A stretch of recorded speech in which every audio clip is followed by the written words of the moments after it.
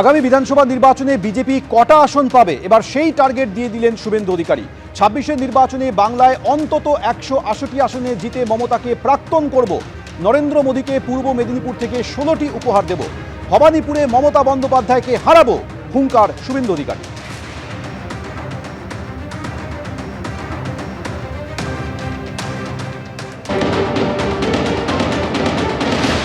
বাংলার সনাতনী সমাজ তখনই মুক্তি পাবেন যখন মমতা ব্যানার্জি প্রাক্তন হবে। এই জেলায় মমতা ব্যানার্জিকে আপনারা হারিয়েছেন। এই জেলার দুটো লোকসভা আসন নরেন্দ্র মোদীজিকে দিয়েছেন। শপথ নিন, আমরা দেব ১৬, রাজ্যে হব ১৮০ অন্তত, এবং মমতাকে প্রাক্তন করব। যোগী আদিত্যনাথের মতো পশ্চিম বাংলায়ও সুশাসন সুরক্ষা দেব। ভবানীপুরে হারাবো।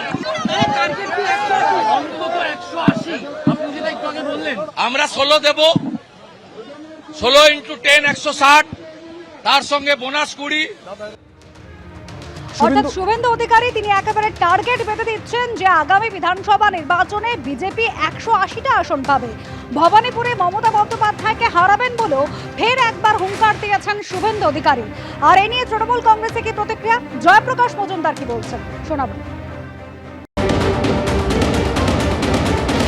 একটা প্রবাদ আছে, সেটা হচ্ছে স্বপ্নের বিরিয়ানিতে ঘি ঢালতে কারুর কোনো সীমা পরিসীমা থাকে না।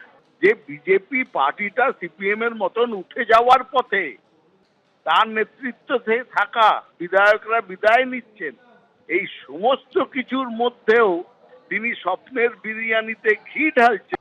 একটু ২ চামচ ঘি বেশি দিলেন আর কি, স্বপ্ন দেখতে দেখতে ২ চামচ ঘি বেশি দিলেন যে ভবানীপুরেও আমি হারাবো।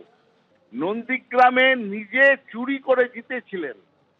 শুভেন্দু অধিকারী যে কোনো জায়গায় দাঁড়াক না কেন ৫০,০০০ ভোটে হারবে, এটাও আমি বলে দিলাম।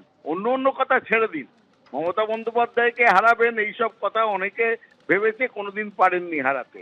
ওই ভবানীপুর থেকে মমতা বন্দ্যোপাধ্যায় জিতবেন এটা সবাই জানে। এরপরে ঘোড়ায় হাসতে শুরু করবে। সৈয়দ মুস্তাফ আলী বলেছিল যে কর্তা কয়েন না, ঘোড়ায় হাসবো। সেই রকম বলছি যে শুভেন্দু অধিকারীর কথা শুনে এবার ঘোড়াতেও হাসতে শুরু করবে। কি বলবেন তাপস, প্রেসিডেন্ট রুলের কথা উঠছে বারবার।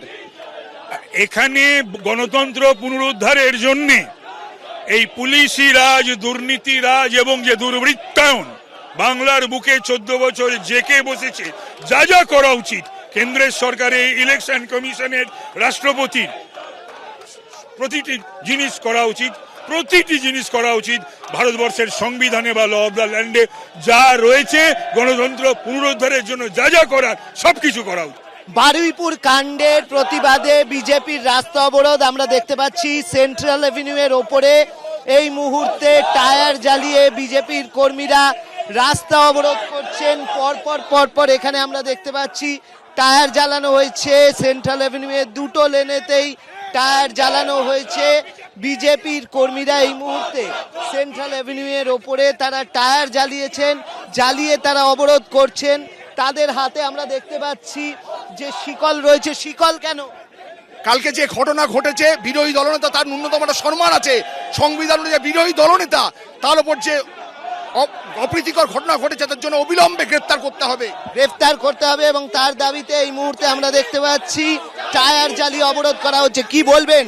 টায়ার জ্বালিয়ে অবরোধ হচ্ছে, কি বিক্ষোভের আগুন তো রাস্তায় নামবেই। যেভাবে বিরোধী দলনেতা শুভেন্দু অধিকারী সহ একাধিক বিধায়কের উপর হামলা হয়েছে, আপনি প্রেসিডেন্ট রুল ছাড়া এই বাংলা শান্ত হবে না। এবং তার সাথে যে হত্যার চক্রান্ত গতকাল করা হয়েছিল, আগুন কারা জ্বালাতে চাইছে? আমরা তো প্রতিবাদের আগুন জ্বালিয়েছি, ওখানে তো ওরা মৃত্যুর আগুন জ্বালাতে চেয়েছে। অবশ্যই দেখো দূরে সেন্ট্রাল এভিনিউতে এই মুহূর্তে গাড়ি বন্ধ হয়ে গেছে, যান চলাচল। কি বলবেন তাপস, প্রেসিডেন্ট রুলের কথা উঠছে বারবার। এখানে গণতন্ত্র পুনরুদ্ধারের জন্য এই পুলিশি রাজ, দুর্নীতি রাজ এবং যে দুর্বৃত্তায়ন বাংলার বুকে ১৪ বছর জেকে বসেছে, যা যা করা উচিত কেন্দ্রের সরকারের, ইলেকশন কমিশনের, রাষ্ট্রপতির প্রতিটি জিনিস করা উচিত। ভারতবর্ষের সংবিধানে বা ল অব দ্য ল্যান্ডে যা রয়েছে গণতন্ত্র পুনরুদ্ধারের জন্য যা যা করার সবকিছু করা উচিত।